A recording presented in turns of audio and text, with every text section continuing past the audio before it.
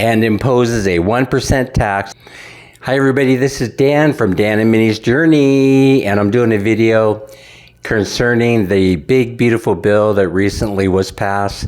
The reason why I'm doing it is because it's bugging me, because there's all kinds of videos out giving all kinds of information. I decided that I would take a little bit of a different approach.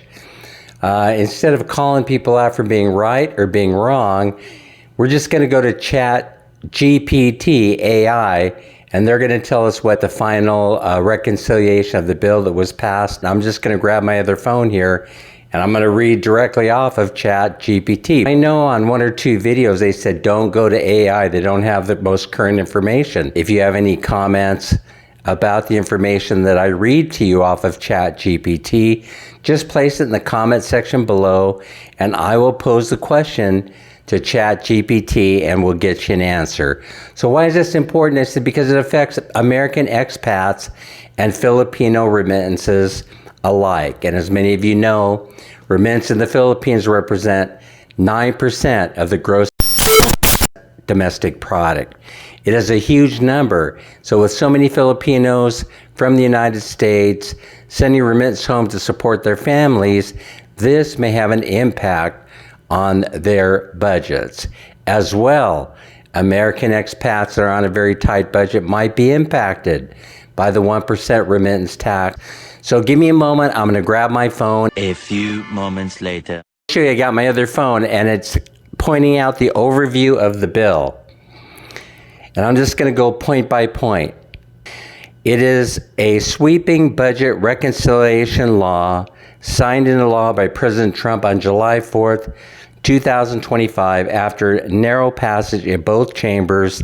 Contains hundreds of provisions, extends the 2017 tax rate, and increases the child tax credit, caps SALT deductions. It phases out clean energy credits, hikes defense and border enforcement funding. It cuts Medicaid, tightens food aid, and imposes a 1% tax on remittance, and that's what we're here to talk about. Remittance tax details. The rate will be 1% of each outbound remittance. Initially proposed at 5%, later down to 3.5% in a House draft, finalized at 1% after Senate negotiations. Applicability applies to non-U.S. citizens, including green card holders. No! God, please, no!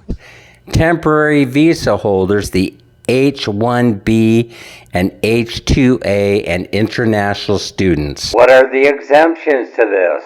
Those made via U.S. bank accounts, U.S. issued debit and credit cards, or through financial institutions. Only transfers in cash, money order, or cashier's checks are taxed. Collection is the next section. Financial institutions or money transfer services must verify the sender's citizenship or residency status, automatically deduct 1% from each eligible remittance, and remit the collected amount to the U.S. Treasury. Report transfer details including sender recipient info, amounts, and citizenship. If a U.S. citizen is incorrectly charged, they may seek a refund via their annual tax return. Who's affected and why it matters. Non-citizen senders using cash-based channels will incur the 1% levy. Bank card users remain unaffected, which covers most formal remittances. Financial experts applaud the targeted exemption, while advocacy groups warn of added compliance burden and privacy issues.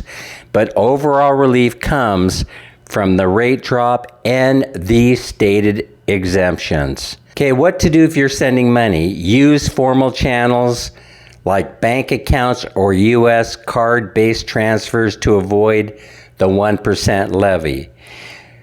Prepare proof of status if required by your provider, especially if you're a U.S. citizen or exempt.